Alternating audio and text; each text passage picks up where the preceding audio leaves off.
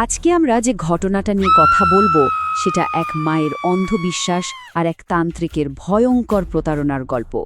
কিভাবে এই দুটো জিনিস মিলে একটা নিষ্পাপ শিশুর জীবন কেড়ে নিল, চলুন সেই মর্মান্তিক ঘটনার গভীরে যাওয়া যাক। এই একটা বাক্য, এই একটা বিশ্বাসই পুরো ঘটনাটার একেবারে কেন্দ্রে রয়েছে। ভাবা যায়, একজন মা এতটাই বিশ্বাসে ডুবে গিয়েছিলেন যে তিনি তার মৃত স্বামীকে ফিরে পাওয়ার জন্য নিজের সন্তানকে বলি দিতেও রাজি হয়ে যান। হ্যাঁ, এটাই তো আসল প্রশ্ন।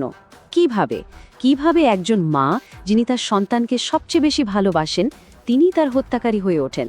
চলুন এই ঘটনার মনস্তাত্ত্বিক দিকগুলো একটু তলিয়ে দেখি। আচ্ছা, সবকিছু বুঝতে হলে আমাদের প্রথমে সেই ভয়ঙ্কর রাতের ঘটনাটা জানতে হবে, যে রাতে একজন মায়ের মাতৃত্ব এক নির্মম আচারে পরিণত হয়েছিল। একবার শুধু দৃশ্যটা কল্পনা করার চেষ্টা করুন। আসামের একটা ছোট্ট নিঝুম গ্রাম, মাঝরাত। মালতী নামের একজন মা তার নিজেরই সন্তানের নিথর দেহের ওপর বসে মন্ত্র পড়ছে। অদ্ভুত ব্যাপার কি জানেন, তার চোখে কোনো শোকের লেশমাত্র নেই। আছে শুধু একটাই স্থির অন্ধবিশ্বাস যে এই বলিদান, এই স্যাক্রিফাইসটা করলেই তার মৃত স্বামী আবার জীবনে ফিরে আসবে। কিন্তু কেন, প্রশ্নটা বারবার ফিরে আসে। একজন মা এটা কিভাবে করতে পারে? এর উত্তরটা লুকিয়ে আছে মালতীর অতীতে। আমাদের একটু পেছনে ফিরে তাকাতে হবে, সেই ভয়াবহ মানসিক শূন্যতার দিকে যা এই পরিস্থিতিটা তৈরি করেছিল। মালতীর পরিবারটা কিন্তু আর 10টা সাধারণ পরিবারের মতোই ছিল, ভালোবাসায় ভরা। কিন্তু একদিন হঠাৎই সব ওলটপালট হয়ে গেল। সাপের কামড়ে তার স্বামী বিকাশ মারা গেলেন। এই আকস্মিক আঘাতটা মালতীকে এমন এক গভীর শোকের সাগরে ডুবিয়ে দিল যে তার জন্য কোনটা বাস্তব আর কোনটা কল্পনা, সেই বোধটাই ধীরে ধীরে হারিয়ে যেতে শুরু করে। মনোবিজ্ঞানের ভাষায় এই অবস্থাটাকে বলা হয় শোকজনিত দুর্বলতা। মানে যখন প্রচণ্ড দুঃখ বা আঘাত আমাদের যুক্তিবোধকে, আমাদের ঠিক ভুল বোঝার ক্ষমতাকে একদম অকেজো করে দেয়। মালতী ঠিক এই পরিস্থিতির মধ্যেই পড়েছিল। মানসিকভাবে এতটাই বিধ্বস্ত আর অসহায় যে কোনো প্রতারকের জন্য সে ছিল একটা সহজ টার্গেট। দেখুন, এই ধরনের প্রতারণার ফাঁদে পড়ার একটা নির্দিষ্ট প্যাটার্ন আছে। প্রথমে আসে একটা বিরাট মানসিক আঘাত।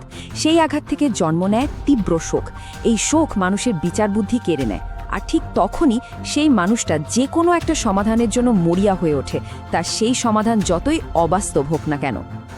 আর মালতীর এই চরম দুর্বলতার সুযোগ নিতেই গল্পে হাজির হয় আসল ভিলেন, এক ভণ্ডতান্ত্রিক, যে মালতীর যন্ত্রণা দেখে নিজের স্বার্থসিদ্ধির একটা রাস্তা খুঁজে নেয়। শিকারীর প্রথম চালটাই ছিল মালতীর শোককে একটা সন্দেহের দিকে ঘুরিয়ে দেওয়া। সে একটা স্বাভাবিক মৃত্যুকে কালা জাদুর ষড়যন্ত্র বলে গল্প ফাঁদল। মালতীর বিধ্বস্ত মনে এই বিষাক্ত ধারণাটা গেঁথে দিতে তার খুব বেশি সময় লাগেনি। এরপরে সে তার আসল তাসটা খেলে, ওই অসম্ভবকে সম্ভব করার প্রতিশ্রুতি। একজন শোকে কাতর যুক্তিহীন মানুষের কাছে এর চেয়ে বড় আশ্রয় আর কি হতে পারে?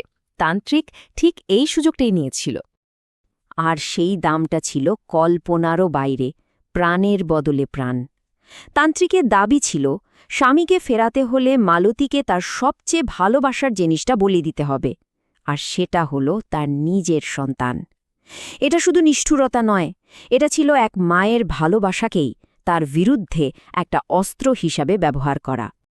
এখন প্রশ্ন হল, মালতীর এই ঘটনাটা কি শুধুই একটা ব্যতিক্রম, নাকি আমাদের সমাজের গভীরে লুকিয়ে থাকা এক ভয়ঙ্কর প্যাটার্নের অংশ এটা? দেখুন, এই দুটো ঘটনা পাশাপাশি রাখলে একটা প্যাটার্ন খুব পরিষ্কার হয়ে ওঠে। মালতীর ঘটনা কিন্তু কোনো বিচ্ছিন্ন ঘটনা নয়। বিপ্লবী দাসের কেসটার কথা ভাবুন। সেখানে প্রতারক কাজে লাগিয়েছিল ভয়কে, কালা জাদুর ভয় দেখিয়ে দিনের পর দিন অত্যাচার চালিয়েছিল। আর মালতীর ক্ষেত্রে এখানে অস্ত্রটা ছিল তার গভীর শোক। মানে আবেগটা হয়তো আলাদা, এক জায়গায় ভয়, আরেক জায়গায় শোক, কিন্তু প্রতারকদের কৌশল আর লক্ষ্য কিন্তু একদম একই। অসহায়, দুর্বল মানসিকতার মানুষকে খুঁজে বের করে তাদের শোষণ করা। চলুন এবার এই গল্পের সবচেয়ে জটিল প্রশ্নটার মুখোমুখি হওয়া যাক। এখানে অপরাধ আর অসহায়তার মধ্যে যে সূক্ষ্ম একটা রেখা আছে, সেটা নিয়েই কথা বলা যাক। এই প্রশ্নটার উত্তর দেওয়া সত্যি খুব কঠিন। মালতীকে আমরা ঠিক কি বলবো? একজন ঠান্ডা মাথার খুনি, নাকি এক অসহায় শিকার যে পরিস্থিতির চাপে এই কাজটা করেছে? দেখুন, দুই দিকেই কিন্তু জোরালো যুক্তি আছে। একদিকে এটা একটা পরিকল্পিত কাজ ছিল, আর পুলিশ আসার পরেও মালতির মধ্যে কোনো অনুশোচনা দেখা যায়নি। আবার অন্যদিকে সে তখন চরম শোকে নিজের যুক্তিবোধই হারিয়ে ফেলেছিল। একজন প্রতারক তার সেই অবস্থাকেই কাজে লাগিয়েছিল। কোনটা ঠিক কোনটা ভুল বলা মুশকিল। তাহলে এই ভয়াবহ ঘটনা থেকে আমরা কি শিখতে পারি? সবচেয়ে বড় প্রশ্ন হল, এই ধরনের প্রতারণা কিভাবে ঠেকানো সম্ভব? এই ধরনের ট্র্যাজেডি আটকানোর একটাই উপায়, সচেতনতা আর যুক্তিবোধ।